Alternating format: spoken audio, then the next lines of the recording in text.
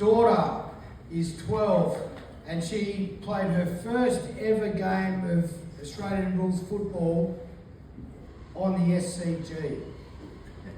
And today's inductee has been forcibly removed from the SCG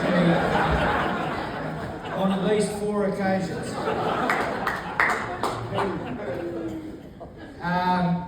It's an honour to be back home, as I call it.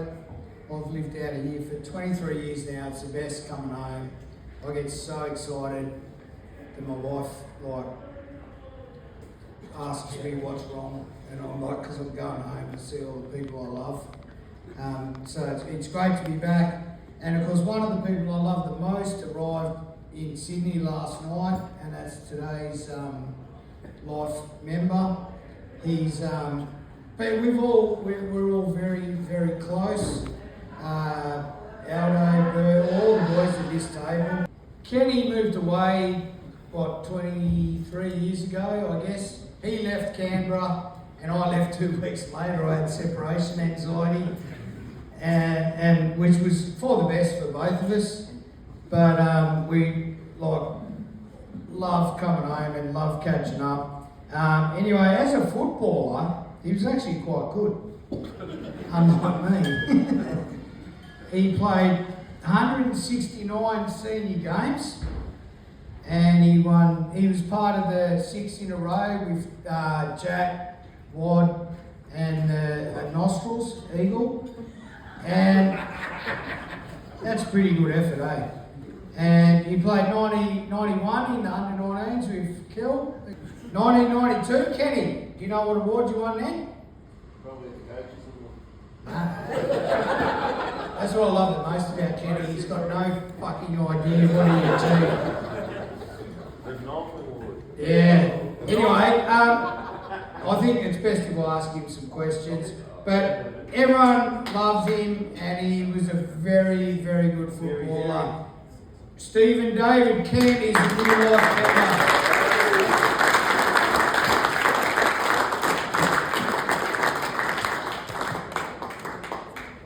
Few questions for you, mate. Which premiership cup did you squash? Couple. What year? When Bruce, and what did Bruce Glossop call you after you did it? I know what he called me. He called me a nong, which I've got no idea what that even means. Bruce Glossop called Kenny a nong because we thought it was an aluminium can and squashed it. Yeah. So, yeah, the premiership trophy that now currently exists, I paid for the base.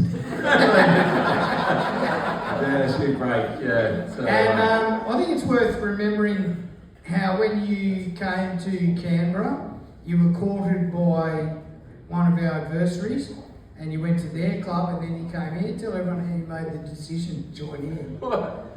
After going out to Queanbeyan? Yeah. Well, I sort of felt like most people in Canberra had less than 3 heads and quite a few less fingers. Is that what you're after? See what I mean? He doesn't even fucking remember. I don't remember. Right, what happened was he went to Queanbeyan and went in, and then he walked in the front door here and goes, oh fuck, look at this place, I'm signing here, and that was it.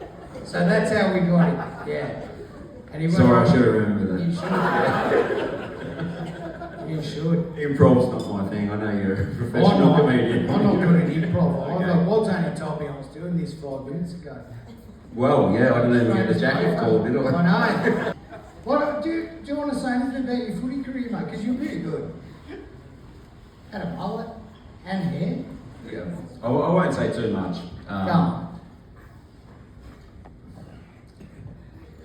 I suppose I've not walked into the club for almost 20 years, and I sort of walked in with a slight bit of trepidation, really, because I've not seen a lot of people for that long.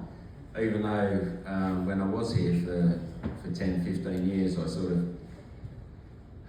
of knew everyone. It was a buzzing place. Everyone knew everyone. We were all out, we were having great times. Football was great, so I wasn't sure when I walked in, whether I'd get that same feeling. But as soon as I walked in the front door, I know it's changed a bit downstairs, but it was just like, you know, going back in time. And you know, I was sort of catching up with a few people I've not seen for ages. So I thought, am I going to still be able to, you know, chat to them? Am I going to still have the same interests? You know, but we did have a go. You know, when I played, it was sort of like a golden era. It was like I rocked in the 90s, and we had a crazy under-19 team. It was just like a bunch of blokes that sort of just gelled, but everyone was different, but everyone was mad. And we won a premiership, and then went up to the seniors, and then it was just like bang, bang, bang, bang, bang. And, you know, we won 6 in a row. Was it 6? 6, yeah. And so, and it was crazy. It was just like, when are we going to lose? But and it wasn't easy. Like we put in a lot of hard work, and we had a lot of laughs, and there was a lot of good times, and every, you know, I could bump in any one of those blokes in the street and still be the same. And it's incredible to. Except Banfield. Maybe, yeah. Kenny always tells the story after they won in '94, and the closest person to him was Peter Banfield, and they both looked at each other and just walked away. Went and hugged someone else. I did like Pete, but I didn't want to hug him at that moment. But you know, everyone that's been inducted into the 100 Club, I think that's an amazing effort. And well, we used to go and play golf at the 100 Club, didn't we? We used to have some beer deliveries, and then and the fellow inductees in the life membership, and those that are still in there, and Cole's words, you know, obviously very passionate about the club. And I think everyone in this room is super passionate about the club, or else you just wouldn't be here. And you know, it's really, really good to be back. I'm really loving it, and you know, just to see all the familiar faces and even people I've not met. I think it's going to be a good long night tonight, and we'll enjoy ourselves. But thank you very much. I feel really honoured to be number 109, even though I should have been in here before Aldo.